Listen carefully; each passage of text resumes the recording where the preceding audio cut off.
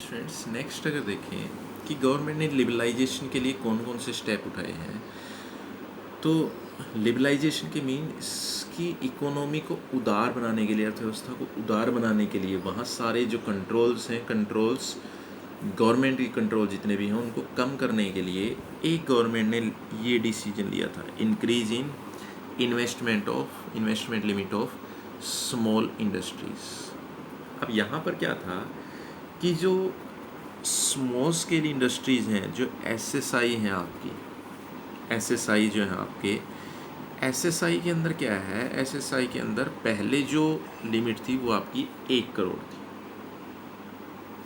उसके बाद गवर्नमेंट ने क्या किया, इसको बढ़ाकर आगे 5 करोड़ कर दिया। और अगर करंट में देखें तो इसको 5 करोड़ से भी चेंज कर दिया है। यानी जो ये कहता है यहाँ पर कि जो इन्वेस्टमेंट लिमिट है, ये जो इन्वेस्टमेंट लिमिट बार बार चेंज क्यों की जा रही है, उसका एक रीज़न है कि जितना अमाउंट आप लगाएंगे इंडस्ट्री की ग्रोथ अमाउंट इन्वेस्टमेंट लिमिट के अकॉर्डिंग ही होगी, इसके अकॉर्डिंग ही होगी ग्रोथ। क्यों? नई मशीनरी लेकर आनी है, मॉडर्न मशीनरी चाहिए। अब नई मशीनरी आपको पता है, अगर आप फ़ॉरेन से इंपोर्ट करेंगे नई मशीनरी तो उसकी कॉस्ट ज़्यादा आएगी। अब ज़्यादा आएगी तो वो भी आपको सोचना पड़ेगा कि वो मंगवाए या ना मंगवाएं। क्यों? क्योंकि हो सकता है उस मशीनरी को बाहर से इंपोर्ट करने पर उसकी जो कॉस्ट है वो आपको इन्वेस्टमेंट लिमिट जो गवर्नमेंट ने फ़िक्स की थी उससे आपको बाहर निकाल दे, जो 1 करोड़ फिक्स की थी। तो गवर्नमेंट ने क्या किया, अब ये 1 करोड़ लिमिट नहीं है, अब ये 5 करोड़ है। यानी अब वो मशीनरी आप आसानी से बाहर से मंगवा सकते हैं। दूसरा, मॉडर्नाइजेशन करना है, रॉ मटेरियल आपको अच्छा रॉ मटेरियल चाहिए जो थोड़ा सा कॉस्टली है, वो आपको मंगवाना है। तो उसके लिए अब लिमिट सोचने की ज़रूरत नहीं है, क्योंकि गवर्नमेंट ने उस 1 करोड़ को 5 करोड़ बना दिया। अब 5 करोड़ की भी वो लिमिट चेंज हो गई है। उसके बारे में मैंने आपको एक दिन बताया था कि वो भी हम एक दिन डिस्कस करेंगे कि करंटली ये जो लिमिट्स चेंज की हैं, नॉर्मली ऐसे चेंज नहीं की जाती, लेकिन ये जो लिमिट चेंज की है, जो कोरोना की जो एपिडेमिक है, जो कोरोना महामारी आई हुई है, उसको देखते हुए ये लिमिट्स चेंज की गई हैं। तो गवर्नमेंट लिमिट किस लिए चेंज करती है, इन्वेस्टमेंट लिमिट किस लिए चेंज करती है, ताकि जो स्मॉल इंडस्ट्रीज़ हैं उनकी ग्रोथ हो सके। वो किसी भी नई टेक्निक को यूज़ करने से पहले उसकी कॉस्ट के बारे में ना सोचें। जो नई कोई भी आपकी टेक्निक है उसको यूज़ करने से पहले उसकी कॉस्ट के बारे में वो ना सोचें। दूसरा ये कहता है freedom for expansion and production. Government ने लिबरलाइज करने के लिए, यानी अपने जो कंट्रोल हैं, कंट्रोल को कम करने के लिए क्या किया, freedom for expansion and production, कि जो इंडस्ट्रीज़ हैं उनको एक्सपेंशन की, यानी उनको बढ़ाने की स्वतंत्रता दे दी कि आप अपने आप को एक्सपेंड कर सकते हैं। पहले क्या था, एक्सपेंशन के लिए लाइसेंस लेने की ज़रूरत होती थी। गवर्नमेंट ने क्या किया, इसको ख़त्म कर दिया कि आपको लाइसेंस लेने की ज़रूरत नहीं है। प्रोडक्शन बढ़ाना था, प्रोडक्शन बढ़ाने के लिए आपको लाइसेंस लेने की ज़रूरत थी, गवर्नमेंट ने इसको भी ख़त्म कर दिया। कि गवर्नमेंट ने क्या किया कि अगर आपको पहले क्या था, जब आप लाइसेंस लेते थे कंपनी के लिए तो आपकी प्रोडक्शन लिमिट जो प्रोडक्शन लिमिट है वो फिक्स कर दी जाती थी। ये लिबरलाइज करने का एक एग्जांपल है कि गवर्नमेंट जो है वो इकोनॉमी में उदारता कैसे दिखा रही है। उदारता दिखाने का मतलब है जो नियम है, सीधे तौर पर अगर देखें, नियमों में ढील कैसे दे रही है। तो ये कहता है पहले क्या था, जब आप अपनी इंडस्ट्री को स्टार्ट करने के लिए लाइसेंस लेते थे तो आपकी प्रोडक्शन लिमिट जो है वो फिक्स कर दी जाती थी कि आप इससे ज़्यादा प्रोडक्शन नहीं कर सकते। गवर्नमेंट ने अब क्या किया, गवर्नमेंट ने ये चीज़ ख़त्म कर दी कि आपकी कोई प्रोडक्शन लिमिट नहीं है। जो बड़ी बड़ी इंडस्ट्रीज़ हैं वो और ज़्यादा प्रोडक्शन कर सकती हैं, और ज़्यादा प्रॉफिट अर्न कर सकती हैं। तो गवर्नमेंट ने क्या किया, ताकि ज़्यादा से ज़्यादा जो इंडस्ट्रीज़ हैं उनकी ग्रोथ ज़्यादा से ज़्यादा हो, नई नई इंडस्ट्रीज़ आए इकोनॉमी के अंदर। तो नई नई इंडस्ट्रीज आने से, प्रोडक्शन बढ़ने से बेनिफिट इकोनॉमी का ही है कि ज़्यादा से ज़्यादा प्रोडक्शन लिमिट ख़त्म करेंगे तो प्रोडक्शन बढ़ेगा।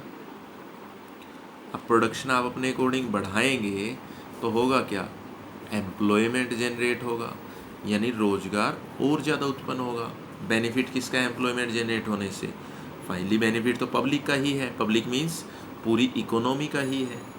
तो ये कहता है कि गवर्नमेंट ने क्या किया, जो प्रोडक्शन लिमिट है, प्रोडक्शन लिमिट पूरी तरह से ख़त्म कर दी कि आप जितना चाहें उत्पादन कर सकते हैं। बाज़ार में आप ये देखिए कि मार्केट में डिमांड किस चीज़ की है, उसका प्रोडक्शन कीजिए, उसके जितनी डिमांड है उसके अकॉर्डिंग प्रोडक्शन कीजिए, जितना चाहें उतना प्रोडक्शन कीजिए। तो पहले क्या था, पहले आपके पास लाइसेंस जब लेते थे, ये चीज़ पहले ही आपको डिसाइड करनी होती थी कि आपको कौन सी आइटम का प्रोडक्शन करना है और कितनी क्वांटिटी में करना है। लेकिन अब ऐसा नहीं है कि आपकी प्रोडक्शन लिमिट फिक्स हो, अब कितने भी आइटम्स आप प्रोड्यूस कर सकते हैं। एक उसके बाद ये कहता है, एक यहाँ पर लिबरलाइज करने के लिए, यानी उदार बनाने के लिए, नियमों में ढील देने के लिए गवर्नमेंट ने और क्या फ्रीडम दी, freedom to import capital goods.